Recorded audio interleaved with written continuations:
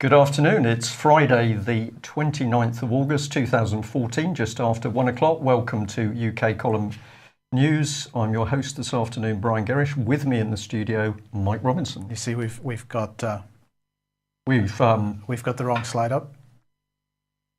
Sorry, Nick. Just thanks.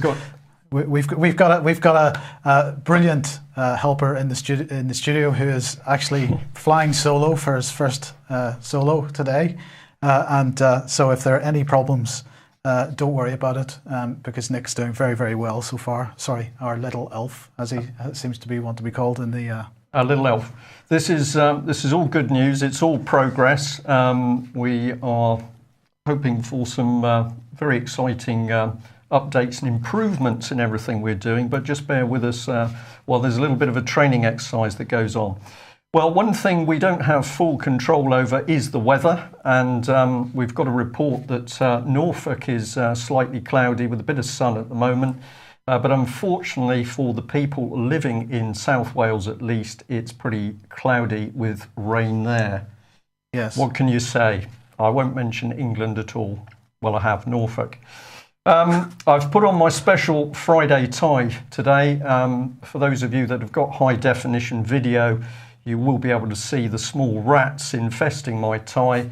And really, I've put this on because the state of the country at the moment is appalling. We're beginning to see the truth of the despicable lies, fraud, corruption and sheer criminality that are going on in Britain. Meanwhile, we have David Cameron standing on the world stage to lecture other countries, in particular Russia, as to how they should behave.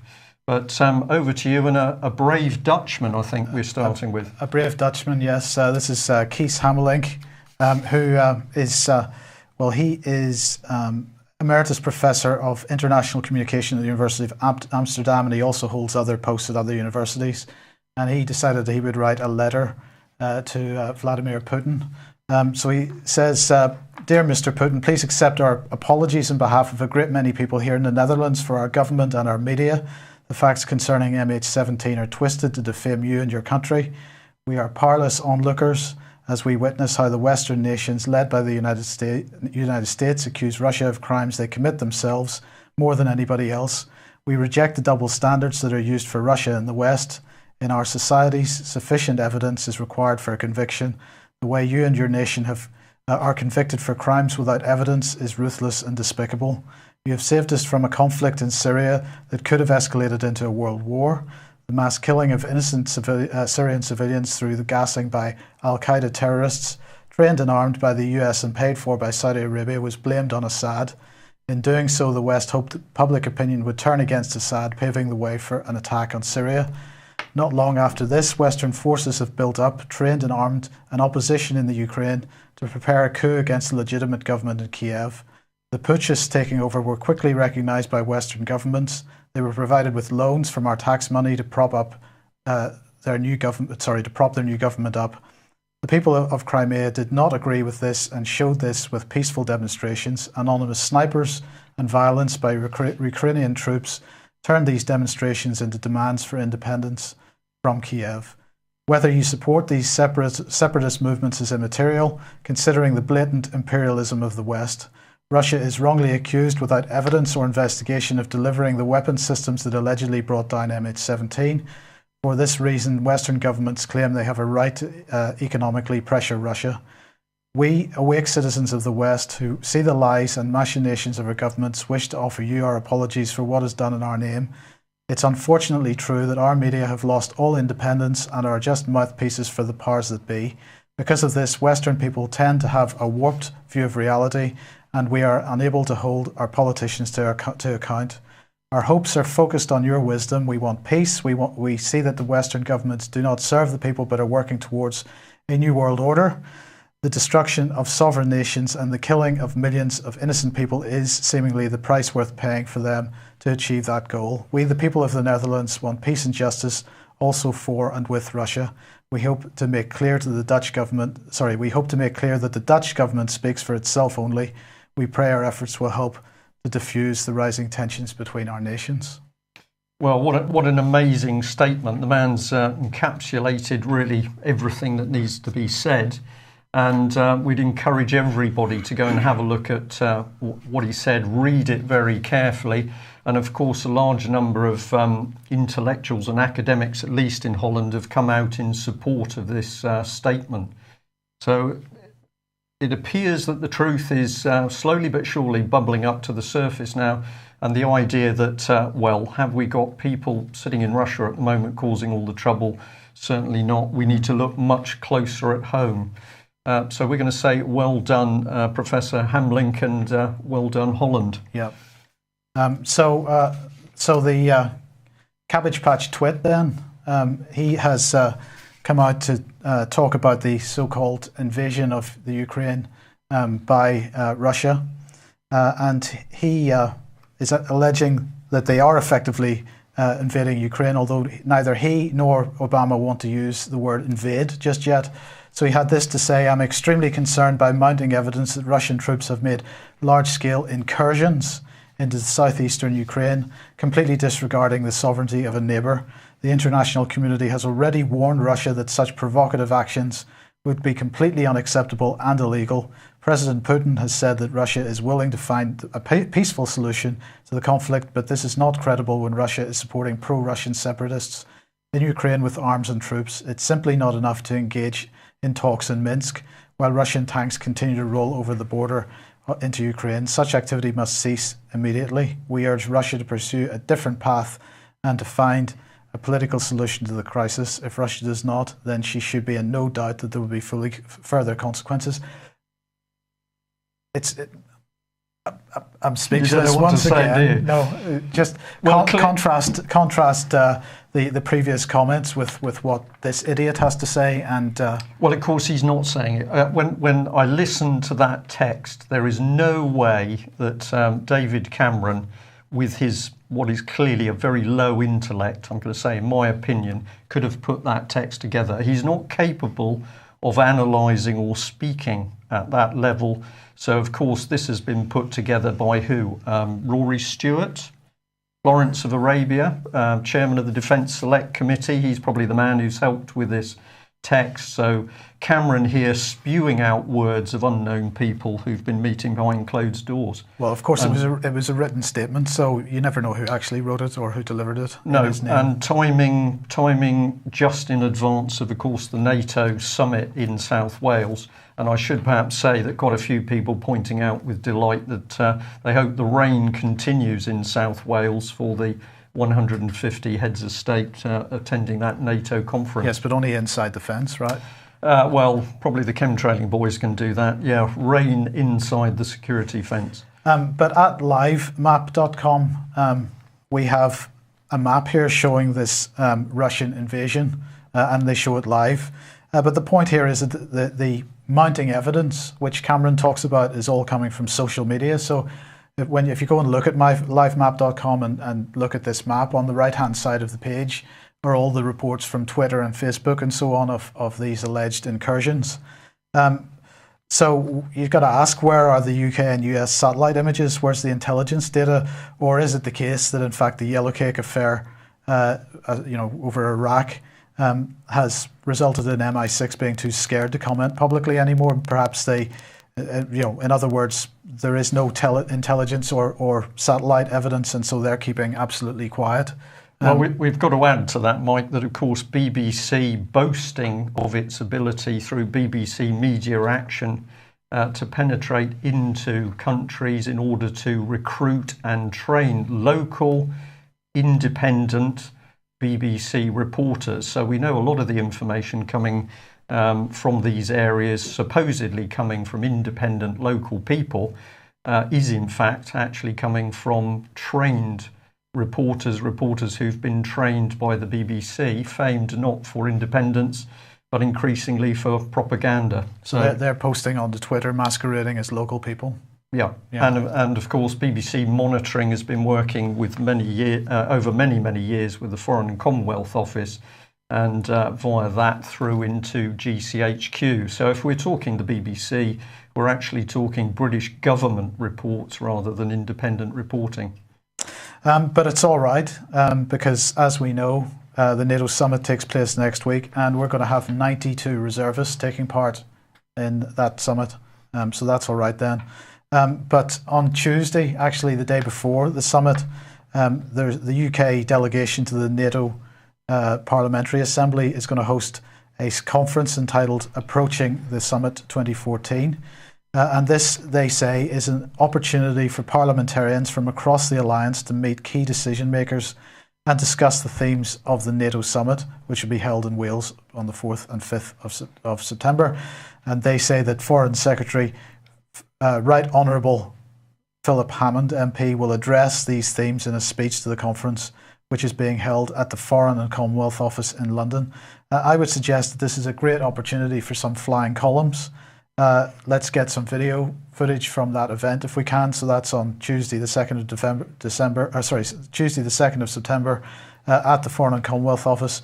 And I think since many parliamentarians will be there, then perhaps it might be a good opportunity to actually communicate with your parliamentarian and let them know what you think about this NATO conference and what you think about what's going on in the world at the moment with this push for war. Wouldn't that be fantastic to see a similar public response to that outpouring of indignation over an attack on Syria, which of course affected many MPs? They got scared, they started to back down, and ultimately they voted against the government. Perhaps it's time for people to be doing the same thing, to express their disgust at what actually is taking place via the NATO summit within Gulag, Cardiff. So let's not forget, it's not just the Russian front which is being developed here. The US continues to behave like one of those really annoying little mosquitoes, sort of just buzzing around your head and nipping you from once in a while. So RT reporting here that Beijing is calling on Washington to scale back or cancel aerial surveillance of the Chinese mainland. And they're saying that this practice represents a security risk to China, and they're really pretty upset about it. Their defense spokesman, Yang Eugene, sorry, I do apologize if I've pronounced that incorrectly, said that according to different situations, we will adopt different measures to make sure we safeguard our air and sea security of the country. So, once again, right round the sort of Russia-China border, we've got this type of sort of pathetic, let's just poke a stick in to see what reaction we can get.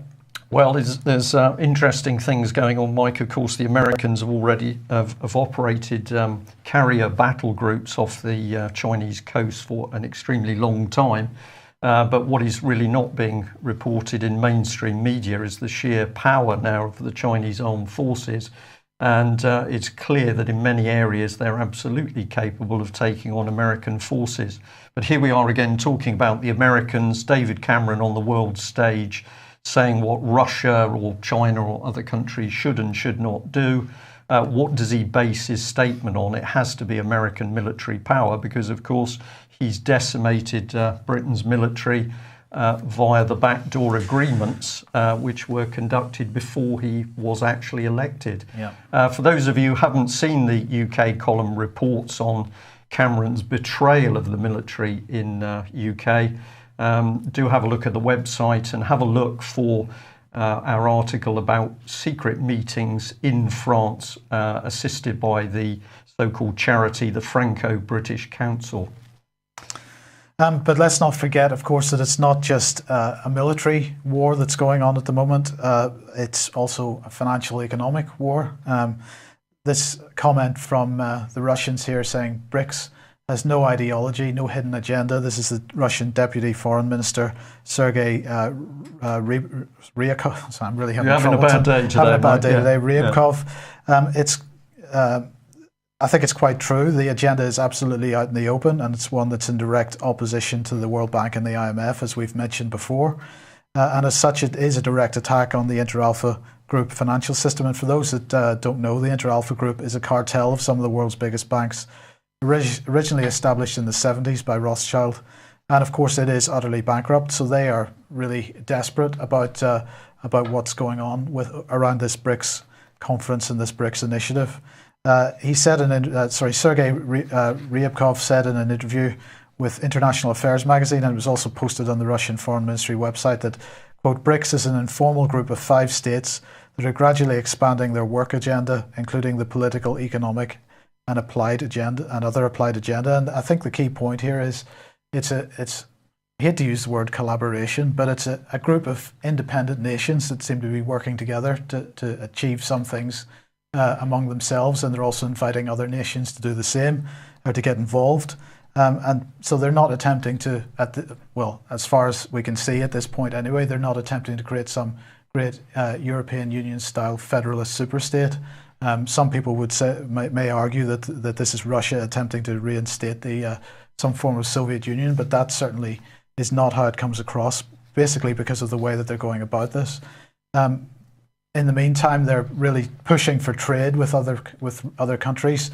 Now, Russia, of course, experiencing sanctions from the European Union. These sanctions aren't actually really having much effect on Russia. They're having much greater effect on particularly German companies. But nonetheless, again, Russia continuing to attempt to make alliances with other countries. And I think yesterday or the day before, can't remember which, I do apologize for that, Putin was meeting with Jacob Zuma from South Africa, again on the BRICS issues, discussing the BRICS issues. And in the meantime, of course, we have mentioned what's going on with Argentina, and the financial system, the Western financial system continues its apoplexy there. And now they're effectively trying to bring China into the fight. So they've failed so far to actually recover any of the assets that they claim that they are owed by Argentina. Argentina is in default at the moment on the basis that they are refusing to pay back the vulture funds who bought up distressed Argentinian debt and are now trying to asset strip the country. And what they're effectively doing at this point is attempting to bring the Chinese government into court in the United States and require the Chinese to give them details of any assets that have been built using loans to Argentina from China, with the view to actually steal those assets, whether that be railways, roads, ships, power stations, communications, irrigation, any of these kind of things. They just want to steal this infrastructure and effectively leave Argentina to, if there's any outstanding debt with China, to somehow manage that with China. But it's an fairly incredible situation. Doesn't get any better, really. So we've got antagonism, we've got the movement towards war, certainly in Eastern Europe at the moment, all being driven, of course, by British politicians, King Cameron at the forefront. But these are the men actually putting our daily lives at risk. And I think we just switched to what's happening in UK. Well, just before we do that, just to clarify Paul's comment in the chat box, it's not the US taking China to court. It is actually the financial system in the form of some hedge funds. So whether you find that funnier than the US taking them to court or not, I don't know. But it is an incredible situation building there. The hedge funds that are running the courts in the first place, probably. Yeah.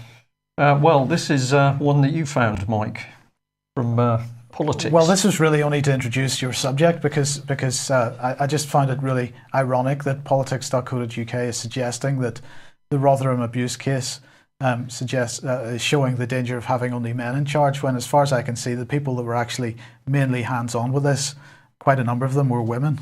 Well, the hard fact to do with paedophilia is, of course, that roughly 50% of abusers are women. This is one of the issues that the mainstream press and media simply do not want to talk about. But you're absolutely right, Mike. Once you know that virtually half of paedophiles and child abusers are women, perhaps we should start to look a lot closer at the women who've been put very close to families and children through social services and the so-called child protection system. But let's get into the meat of our politicians. Well, we've got the saga going on at the moment that the Rotherham Police Commissioner doesn't want to go. He's clinging on to his job at the moment, Sean Wright. Of course, the Mail not missing a trick here by putting in a big photograph of him with his Labour rosette and next to Ed Miliband. But this problem is spread across all three parties, so don't be fooled into the petty politics that the Mail's playing with here. We've got a serious situation where just in Rotherham alone, we now know we're dealing with at least 1,400 abuse victims. Of course, if we move across to Nottingham, at one children's home alone, Beechwood, we're up to 100 victims, and the police are looking at another 6 or 7 children's homes. So multiply this across the country, into North Wales, into the abuse in Scotland. We have massive child abuse, which has been perpetrated through the so-called care system. And the only way that that can happen is, of course, that we've got paedophiles operating in positions of power and in the very organisations which say they're there to protect children. If we can just bring that one back up on screen, if we can. Just wanted to highlight this bit because an important bullet point here is that the Mail is saying that Mr. Wright, elected by the public, cannot be sacked by police or politicians. So we've got to say, just how does the public get rid of Mr. Wright? And what the Mail goes on in the article to say is that police commissioners can only be removed from office at the polling booths or if they've committed a serious crime. Local crime boards are able to suspend PCCs if they're charged with an offence that carries a maximum sentence of more than 2 years. They can then be sacked if they are convicted. So now we've got a brilliant circular argument that we've got people failing in their duty, misfeasance in public office or malfeasance in public office, but you can only get rid of them if they could be investigated by the very police who are themselves complicit in covering up the crimes in the first place. We're now moving into a complete cartoon scenario. This isn't accidental. We are seeing the breakdown of our public institutions, not due to some accidental change in people's behaviour, but we are going to suggest by the fact that people have simply been reframed to think they can get away with crime, fraud, corruption, make a few mistakes, it doesn't matter. This is exactly the same situation with parliamentary MPs, of course, because now that we've got fixed term parliaments, they also cannot be gotten rid of unless they commit a serious offence in exactly the same way. So we can't dissolve Parliament outside of the normal election process anymore. This is true. What we really need to look for, of course, is millions of people to withdraw their consent from, can I say, these idiots that are causing such devastation in the country. We know via Syria and the fact that the British public could block that attack. The British public, if properly motivated, is capable of dealing with these people. And of course, we always say, and it's absolutely true, that we get many calls and many emails from both serving police constables, men and women, and retired policemen and women who are utterly disgusted that their senior officers are not only covering up child abuse, but in many cases there's indications that they've been involved in the rings in the first place. But here we've got another example. We've chosen another Mail headline here, but the Mail is really pushing this thing forward. Rotherham Council staff seized files and wiped computers to cover up the scale of child sex grooming. So the council officials ordered a raid on youth services ahead of a year 2000 report. They seized details of abuse victims, alleged attackers, etc. Children's Services Chief Joyce Thacker, this is a lady who's been in the press before, has still refused to resign. She insisted that a sense of proportionality was needed about the abuse. Here's the politically correct language. We're dealing about the rape and abuse of serious sexual abuse of children. She says we need to keep this in proportion. Well, we think we need to keep it in proportion. Sorry, we just missed that headline, Nick, if you can bring that back on. What this really is malfeasance in public office. We are now looking at criminal action by council officials. So we're going to ask what the press are doing. And we want to highlight this lady, if we can just bring her up. There we are. This is Ms. Thacker. And of course, this was the lady that removed children from a foster couple because they belonged to UKIP. and it would appear that Ms Thacker and her team regarded this as some sort of racist organisation. So we've now got a very, very dangerous situation in public authorities. We've got criminal activity destroying evidence of the abuse of children. And then if anybody is politically motivated to stand up against this sort of thing, as many UKIP supporters certainly are, then in comes Ms Thacker to say, well, we're going to remove your children.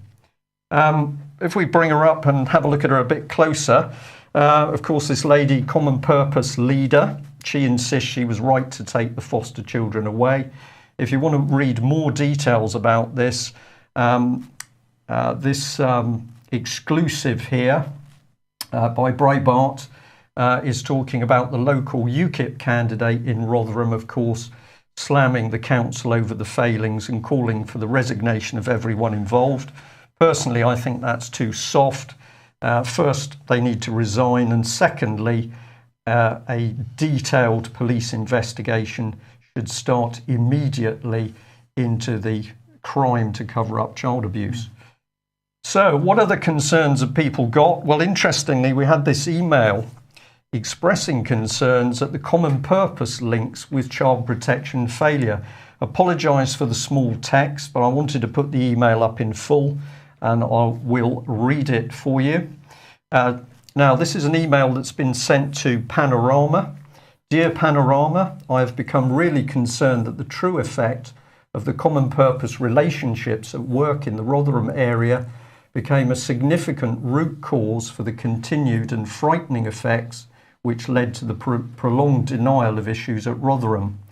Since the inception of common purpose training, the list of graduates from the Barnsley-Rotherham matrix has grown to include RCC, police, health, social services and voluntary sector workers, RCC being, of course, the local council.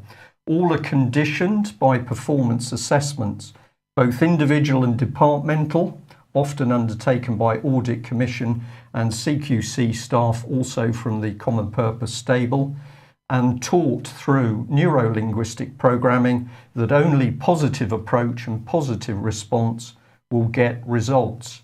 Other officers or people who dare to question the approach, led by graduates who work beyond their departmental spheres of responsibility, will be steamrolled out of the way, like the poor researcher who Newsnight reported cried out in 2002, but who was chastised and censured for doing so. When correctiveness and when positive speak and departmental achievement plus management performance bonuses demand rave reviews, it's a perfect environment for political correctness and the power of neuro-linguistic programming to thrive. Welcome to Rotherham, and look at the Council Scrutiny Panel reports in 2007. Look at the disconnect between the reality we now know existed and the rose-tinted reporting that went on. Note the childcare commentary contained in Children and Young People Scrutiny Panel. And the work on bullying in schools may be wholly laudable, but kids' lives were being stolen and the circumstances brushed under the carpet. At various times, I assisted common purpose training days and went on reprogramming days on equality and diversity as and when requested. Even though this is a tough ask, as many BBC employees have been given the common purpose training and politically correct mindset, please will Panorama A, address the issues raised in this email, and B, ask the questions out loud. Common Purpose has been at the scene of many of the last 10 years' worth of local government road crashes, but no one has told the Emperor he's lost his clothes. This time someone stole his children. Now, obviously, if you pause that, rerun our news today and pause that, you can read it, but I'll try and make that email available. The person who sent it to us, extremely well informed about the activities of Common Purpose, having seen it for themselves within a public organisation, and as the individual states in the email, having been involved themselves in promoting common purpose training, that is until they were awake. So we've got a pretty dangerous mixture going on here. We've got a political charity, Common Purpose, training people to believe that what? They're above the law, Mike? Yep. Well, can we ram this point home? We think we can. Let's bring up these two despicable gentlemen. James Rennie, particularly vicious paedophile, of course, a Common Purpose chosen leader, and Matthew Byrne, vicious sex offender, and he was on a Common Purpose advisory board up in the Liverpool area. He has been imprisoned for a horrific attack on prostitutes. James Rennie, part of a gang of paedophiles abusing month-old children. So these men had penetrated the secret Common Purpose networks and were prepared to use those networks, we can assume, to recruit further paedophiles and, of course, get close to children. Now, why is it that Britain's government doesn't understand what's going on? Well, remember that David Cameron is a promoter of Common Purpose. Just have a look at their website. And Prime Minister David Cameron, of course, has been promoting Common Purpose very publicly in India over the last couple of years. But what happens when these men simply don't know what they're doing? Well, here we've got an interesting photograph with, of course, Michael Heseltine. Here's King David himself, and he just happens to be rubbing shoulders with Matthew Byrne, the vicious sex offender and Common Purpose leader and former children's charity boss. What's going on here? Is it a question that David Cameron is totally unaware and ill-informed? Or is it the fact that he simply doesn't care who he mixes with? It is staggering how many people just aren't aware of the people that they're mixing with and the things that they're involved in. So we could say, well, at the moment, we just think that David Cameron he hasn't got the mental acumen himself to understand what's going on. But even though we've got royal protection teams in the police, we've got security services, we've got David Cameron's own police protection team, none of these police officers or special forces, special police forces, knew anything about the activities of these paedophiles. Nobody in Rotherham knew anything. Nobody in Oxford knows anything about Oxford and Sherwood Valley College. Nobody in the BBC knew anything about Jimmy Savile. Nobody in the House of Commons knows anything about politicians who are paedophiles. Nobody knows anything. Nobody knew anything about Savile. Nobody in the NHS. Of course they knew.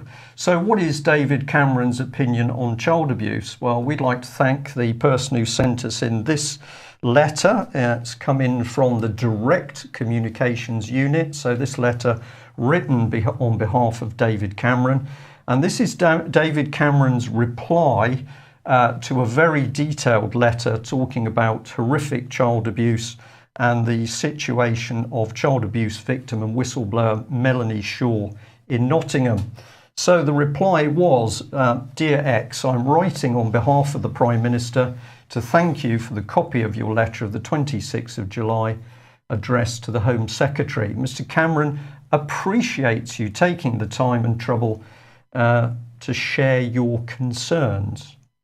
So here we've got 1,400 children abused in Rotherham. We've got a minimum of 100 so far as a result of the Nottingham Beechwood case. We've got Elm House. We've got North Wales. We've got the police sitting on files of evidence against paedophiles in Westminster. And he regards this as sharing your concerns. This is kind of like Ken Clark and the missing dossier. I passed it on. It wasn't my problem anymore. Yeah. And these are the same men and women, of course, who at the moment are on the world stage warning Russia, what Russia should and should not be doing, warning Assad, talking about Syria, talking about Iraq, talking about Afghanistan, and of course, having destroyed Libya, they're now telling the Libyan people how to construct their own country in a David Cameron-style democracy. Unbelievable hypocrisy and, of course, unbelievably dangerous. But if we go a step deeper, the Mail flagging up here that it's very interesting that so-called child protection officers from... Sorry, these are all the men from Rotherham, is that it? Pardon? These are all the men from Rotherham? These appear to be women, Mike. Yeah, that's what's just confused. Yes, I'm with you all the way. So here we have three ladies Now, at the moment, all the paper is saying they're interested that whilst failings were going on in Rotherham, these ladies were in post. So we're not saying that any or each or any of them was at fault. But basically, this is the significant thing, that these people were in post while nobody knew about the abuse in Rotherham. And then what happens? Well, let's take this lady. She moves to the Nottingham area in the same job. She becomes a child protection coordinator. And of course, why are we interested in Nottingham? Well, in Nottingham, we've got Melanie Shaw, horrifically abused as a child at home, horrifically abused in the so-called care of Nottingham City and County Council. She goes to the police, reports her abuse, the abuse of other children. She talks about the deaths of children in this home. And what happens? Well, not a lot, but we're going to come on to that in more detail. So people, we could say, have possibly failed in their posts in one area, are simply moved across to start the process again in another one. Well, let's place our trust in Britain's police force. And of course, we should go to the top of the tree, which is ACPO, Setting Police Policy and Standards. We'd like to thank Nick for coming up with this ACPO press release on child exploitation. So do bear with me. I'd like to read this to you. It says all chief constables have committed to delivering a national plan for tackling child sexual exploitation. National Policing Lead for Child Abuse Investigation, Chief Constable Simon Bailey, said, protecting vulnerable people from abuse and exploitation is a priority for the police service.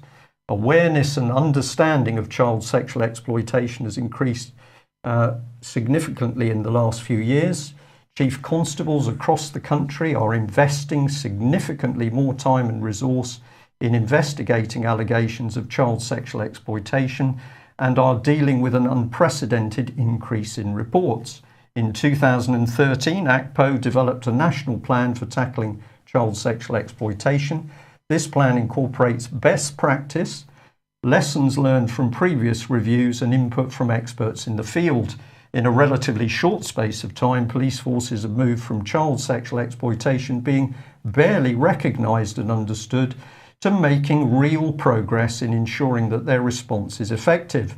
Many of the recommendations in the action plan have already been achieved, and the plan has been updated with further recommendations for improvement.